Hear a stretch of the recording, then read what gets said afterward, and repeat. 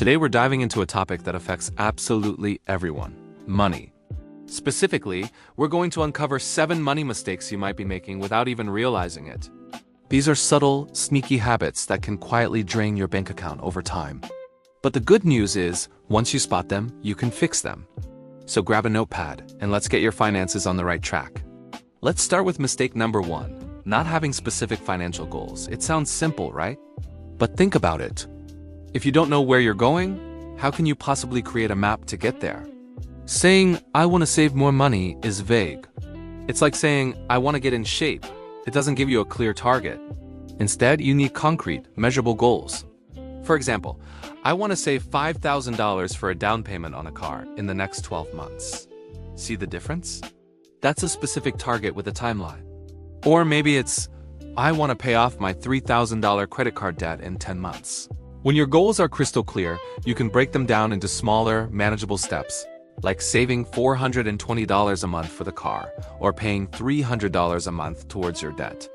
This clarity transforms a vague wish into an actionable plan and gives you the motivation to stick with it. Without a destination, you're just drifting financially. The second mistake is a big one: ignoring your credit score. Many people only think about their credit score when they're about to apply for a big loan, like a mortgage or a car loan. But your credit score is so much more than that. It's like your financial report card, and it can impact your life in ways you might not expect. A low score can lead to higher interest rates on everything from credit cards to personal loans, costing you thousands of dollars over time.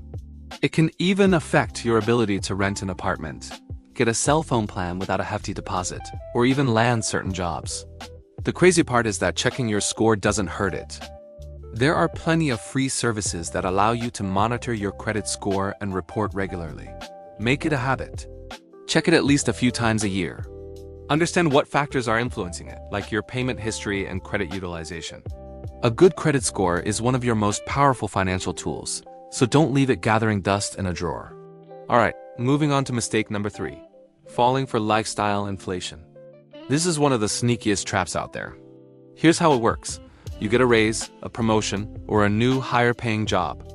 Congratulations, you deserve to celebrate. But then, almost automatically, your spending increases to match your new income. That modest apartment suddenly feels too small. Your reliable old car doesn't seem quite good enough anymore.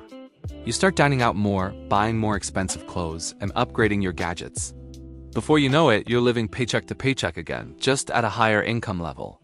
This is lifestyle inflation, and it's the single biggest obstacle to building wealth. The key is to be intentional. When you get a raise, decide ahead of time what you'll do with that extra money. A great rule of thumb is the 50-30-20ths rule for your new asterisk. Income. Dedicate 50% to increasing your savings and investments, 30% to debt repayment, and only 20% to lifestyle upgrades. This way, you get to enjoy some of the fruits of your labor while still aggressively moving toward your financial goals. Now for mistake number 4, keeping too much money in your checking account. I know, this sounds counterintuitive. Isn't having cash readily available a good thing? Yes, but only up to a point. Your checking account is for daily transactions, not for long-term storage of your wealth. The problem is that money sitting in a standard checking account earns virtually zero interest. Meanwhile, inflation is constantly chipping away at its purchasing power. Think of it like leaving an ice cube out on the counter. It's just slowly melting away. You absolutely need an emergency fund, but that should be in a high-yield savings account where it can earn some interest while still being accessible. For money you don't need for 3 to 6 months of expenses, it should be working for you. A high-yield savings account is the bare minimum. Beyond that, you should be looking at investing that money in a diversified portfolio so it can grow and outpace inflation. Your money should be an employee, not a freeloader. This brings us to mistake number 5, fearing the stock market. So many people are terrified of investing. They hear stories about market crashes and people losing their life savings, and they decide to just play it safe by keeping their money in cash. But here's the hard truth. By avoiding the perceived risk of the stock market, you are guaranteeing a loss. A loss of purchasing power due to inflation. Historically, the stock market has consistently provided returns that beat inflation over the long term. You don't have to be a Wall Street genius to invest. You can start with something as simple as a low-cost index fund or ETF that tracks the entire market, like an S&P 500 fund. This gives you instant diversification. The key is to start early, be consistent, and think long-term. Don't try to time the market. Just invest a set amount regularly, a strategy called dollar cost averaging, and let the power of compounding do its magic over years and decades. Don't let fear paralyze you from one of the most effective wealth-building tools available. Let's talk about mistake number 6, not automating your finances. Willpower is a finite resource. You might have the best intentions to save and invest money at the end of every month, but then life happens. Unexpected expenses pop up, you see a sale you can't resist, and suddenly there's not much left to save. The solution is to take yourself out of the equation, automate it. Set up automatic transfers from your checking account that happen the day you get paid. The first transfer should go to your high-yield savings account for your emergency fund. The second should go to your retirement account, like a 401k or a Roth IRA. The third can go to your brokerage account for other investments. Pay yourself first, automatically. This simple trick does 2 things.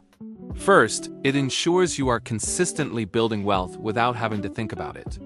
Second, it forces you to live on the remaining amount, which naturally helps control your spending. It's the easiest financial discipline you'll ever implement. And finally, we've arrived at mistake number 7, not talking about money. For some reason, money is still a taboo subject for many of us. We don't talk about our salaries with coworkers. We don't discuss our financial struggles with friends, and many couples don't even have open conversations about their shared finances. This culture of silence is incredibly damaging. It prevents us from learning from each other's successes and failures. It creates stress and misunderstandings in relationships. And it allows financial myths and bad advice to spread unchecked. You need to break the taboo. Have regular money dates with your partner to review your budget and goals. Find a trusted friend or mentor you can talk to about financial strategies. And don't be afraid to seek professional help from a financial advisor. Normalizing conversations about money is one of the healthiest things you can do for your wallet and your well-being. It shines a light on problems and helps you find solutions together. So there you have it, 7 money mistakes that might be secretly holding you back. Not having specific goals, ignoring your credit, lifestyle inflation, keeping too much cash, fearing investments, failing to automate, and not talking about money. The first step is awareness, and now you have it. Pick 1 or 2 of these that resonate with you the most and start making a change today. Small, consistent actions are what lead to massive financial transformations over time. You've got this. Thanks so much for watching. If you found this video helpful, please give it a thumbs up, and don't forget to subscribe for more content on building a better financial future. Let me know in the comments which of these mistakes you're going to tackle first. See you in the next video.